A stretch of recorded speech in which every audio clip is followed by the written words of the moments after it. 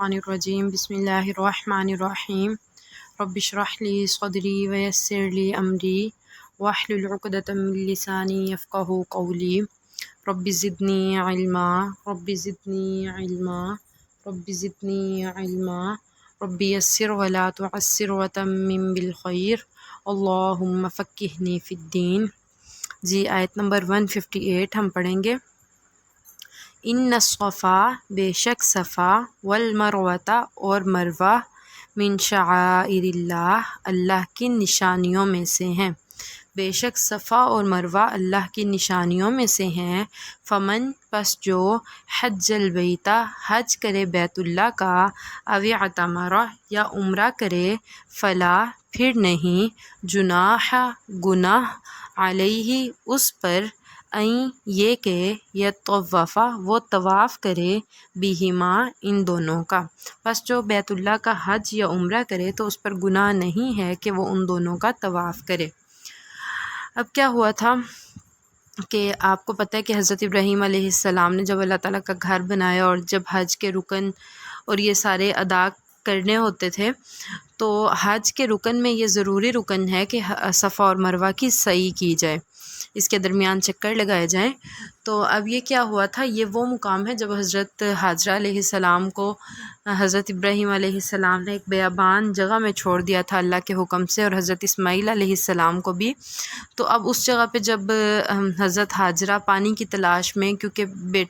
بیٹا بہت چھوٹا تھا، یعنی حضرت اسماعیل علیہ السلام بہت چھوٹے تھے، پیاس کی شدت تھی،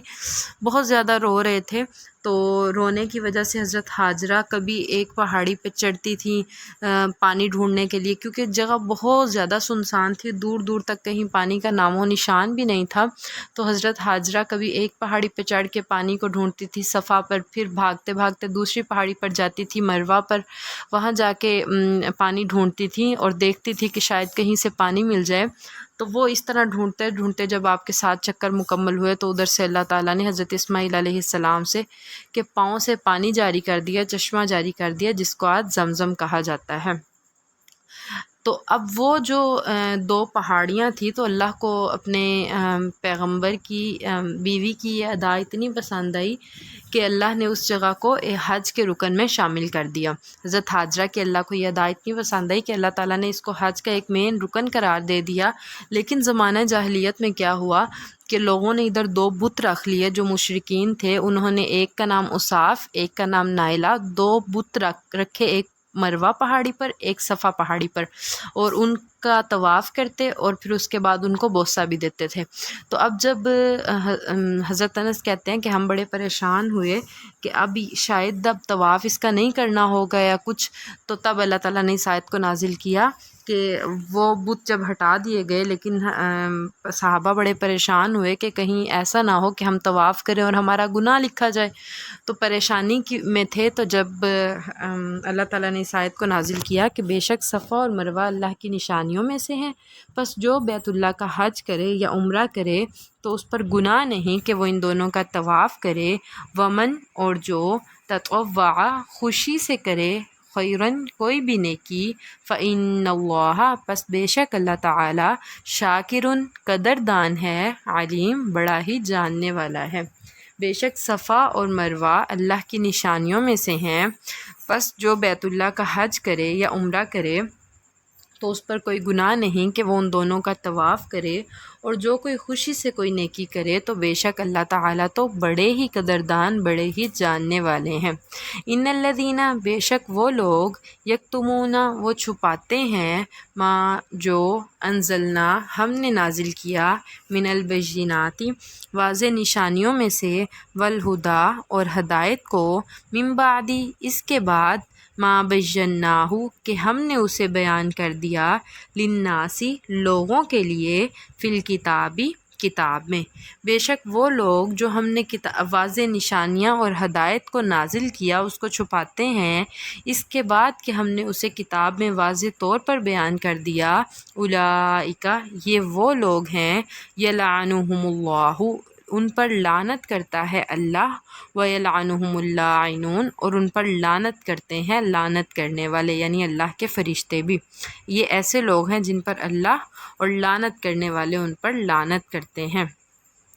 الا الذین مگر وہ لوگ تابو جو توبہ کر لیں و اصلحوا اور اپنی اصلاح کر دیں و بیانوا اور واضح طور پر بیان کریں فاولئک پس یہ لوگ وہ لوگ ہیں اتوب علیہم جن کی طرف میں توجہ فرماتا ہوں یا جن کی توبہ کو میں قبول کرتا ہوں۔ اللہ تعالیٰ کہہ رہے ہیں گناہ کرنے کے بعد مگر جو لوگ توبہ کر لیتے ہیں، اپنی اصلاح کر لیتے ہیں اور لوگوں کو واضح طور پر ہمارے احکامات بیان کر دیتے ہیں، تو یہ ایسے لوگ ہیں جن کی توبہ کو میں قبول کرتا ہوں۔ وَأَنَا التَّوَّابُ الرَّحِيمُ اور بے شک میں تو بڑا ہی توبہ قبول کرنے والا، بڑا رحم کرنے والا ہوں۔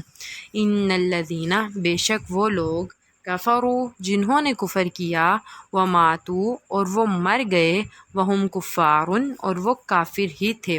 بے شک وہ لوگ جنہوں نے کفر کیا اور کفر کی حالت میں ہی مر گئے اولئک یہ وہ لوگ ہیں علیہم جن پر لعنت اللہ اللہ کی لعنت ہے والملائکتی اور فرشتوں کی لعنت ہے والناسی اور لوگوں کی اجمعین سب کے سب،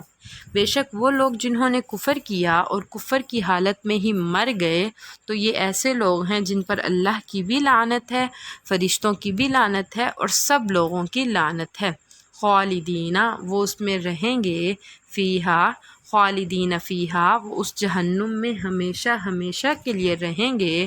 یا وہ اس لعنت میں ہمیشہ ہمیشہ کے لیے رہیں گے۔ لا یخفف عنہم العذاب لا یخفف نہیں ہلکا کیا جائے گا عنہم العذاب ان سے عذاب ولا هم ینظرون اور نہ ہی انہیں مہلت دی جائے گی۔ یہ ایسے لوگ ہیں جو اس لعنت میں ہمیشہ رہیں گے، اس جہنم میں ہمیشہ رہیں گے، ان سے عذاب کو ہلکا نہیں کیا جائے گا اور نہ ہی انہیں مہلت دی جائے گی۔ وَإِلَٰهُكُمْ اور تمہارا معبود الہ واحد ایک ہی معبود ہے، لا الہ الا ہو اللہ کے سوا کوئی معبود نہیں، هو الرحمن وہ تو بڑا ہی مہربان ہے، الرحیم بڑا ہی رحم کرنے والا ہے۔ اور تمہارا معبود ایک ہی معبود ہے، اس معبود کے علاوہ کوئی معبود نہیں، هو الرحمن الرحیم وہ تو بڑا ہی زیادہ مہربان، بڑا ہی زیادہ رحم کرنے والا اور بڑا ہی مہربان ہے۔ ہاں جی، آیت نمبر 163 تک کافی ہے، 185 سے نہیں 188 سے آئی تھنک 158 سے، ہاں جی 158 سے 163 تک جی۔ سبحان ربک رب العزت عما یصفون وسلام علی المرسلین والحمد للہ رب العالمین۔